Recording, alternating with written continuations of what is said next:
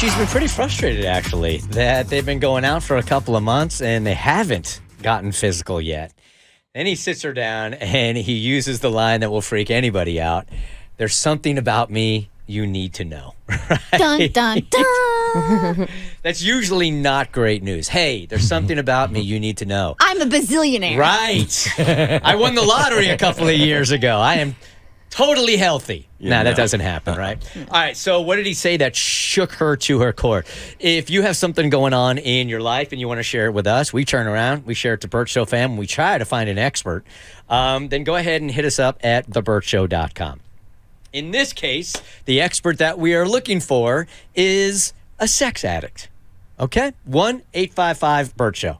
Bert Show, I think, in all capital letters, I have a ditch or date, but I'm not exactly sure. Kristen, what is ditch or date? You basically bring us a scenario or whatever is or the current situation that's happening in your relationship. It could be after one date, 5 dates, a month of dating. And you let us know, is this something that not necessarily can be overlooked, but isn't necessarily such a huge red flag that you ditch the person? So you're basically asking us, do I break up with them or continue dating them? So I've been going out with a guy for about 2 months. We haven't gotten physical, which has been both confusing and frustrating. I guess I should ask him what's up. I've practically thrown myself at this guy and nothing. Well, last night at dinner, he hits me with this, quote unquote. There's something about me you need to know. I immediately panicked, not even knowing what was coming, and he says, I just want you to know I'm a recovering sex addict. She says, I was so confused on so many levels. I just brushed it off at the time, tried to be accommodating, and just said, okay, thanks for telling me. You know, you've been in that situation where you're not sure what to do. It's neat. Yeah. Wow. All right. So what looks good on the menu? Right. All right. So I'll finish with the rest here. But if you have been diagnosed of having sex addiction, we'll put you on the voice disguiser because she doesn't know exactly what to expect here. 1-855-BERT-SHOW. Or if you've dated one. Yeah. Mm-hmm. She says, I have no experience in this area. She says, what does this even mean? I'm wondering if anybody in your audience can help me out with this. Is this the same as dealing with a recovering alcoholic? Does this mean I should expect him to slip up and cheat on me because he can't control his addiction? Is he going to be too sexually advanced for me? Will we have to do it all the time? These are all questions that are kind of going through my head. Help. He's a really nice guy. Just have no real life experience with this. Thank you.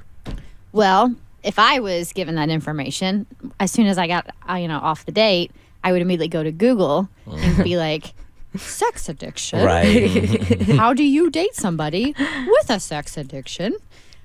She raised a couple of really interesting points, like, do you look the same way as this kind of addiction as you would an alcoholic? Like, if an alcoholic falls off, quote unquote, the wagon, right?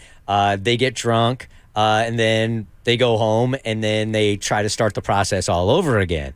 Does that mean if a sex addict falls off the quote unquote wagon that they just had sex with somebody else? You can't really jumpstart that. It's not as easy to jumpstart that relationship, I don't think.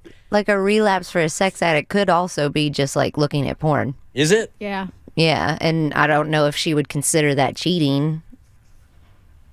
I guess I wouldn't, but I'm just saying like there are more ways to fall off the wagon in that light. Is that like watching porn? And I'm legit. I know this sounds funny, but is like watching porn to a sex addict like smoking weed instead of doing like cocaine, going back to cocaine? Like it's the gateway for sex? I can't speak personally for them, but I don't know. I don't think it's the same as like an alcoholic. You know, there's more caveats. Here is Hope. She wants to help out. Hey, Hope. Good morning. Good morning. How are you? Doing good. Thank you. All right. So we got a Bert Show listener here. Just started dating a guy. Says, look, you need to know this about me. I'm a recovering sex addict. What does that mean, and what does her future hold?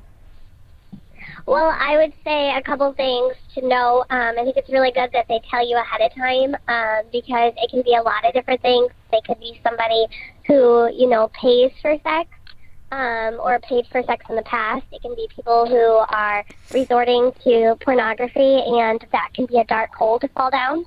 It can start with something simple like adult porn, and it can go more not not good, like looking at child pornography.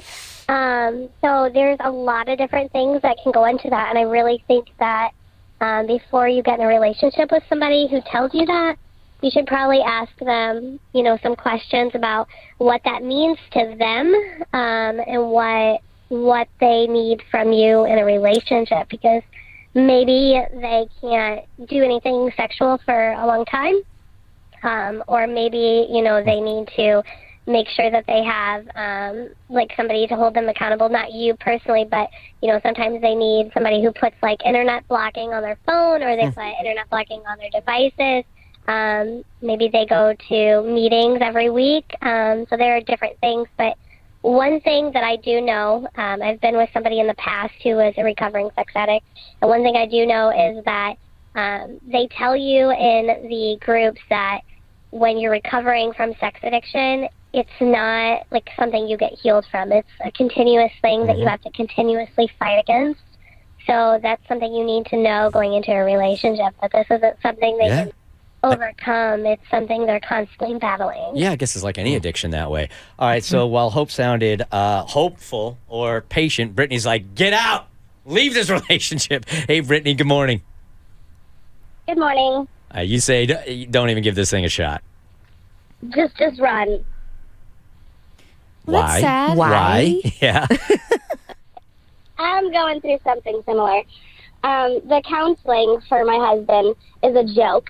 Every day is a joke. It doesn't change. Nothing changes. You deal with the same stuff every day, and you think it's going to be better because we're in counseling and we have a psychiatrist now, and it's not. Nothing changes. You can't be helped. It's a joke. Just run. Did you know about his sex addiction before you guys got married? Did it occur while you were married? No. The funny thing is he went to jail because of it, and I was an idiot and thought it was going to be like a scared straight moment, and it was going to be great because he was in counseling now, and I would have never married him if I would have known what I know now. Well, is it just that he is not taking it as seriously as you would want him to take it? It might be. I'm not sure. I don't have the addiction to fully understand it.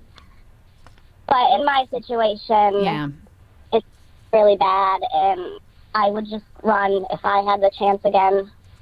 The important part of that is that in her situation. Right. So obviously, I think it should be noted that this man you're dating came forward with this information pretty soon out the gate to let you know, and that you can work together on this. Here is Melissa here, and this is the last call I'll have time to take. Hey, Melissa, good morning. Good morning, guys. I am a licensed marriage and family therapist, and I specialize in sex therapy. And I wanted to say that it's really important to find out if this is something that he has been diagnosed with, or that a mental health professional has assisted him with, or is this something that he has self-diagnosed himself with. I would say 99% of the time when I have a client that comes in, they have self-diagnosed themselves as being a sex addict.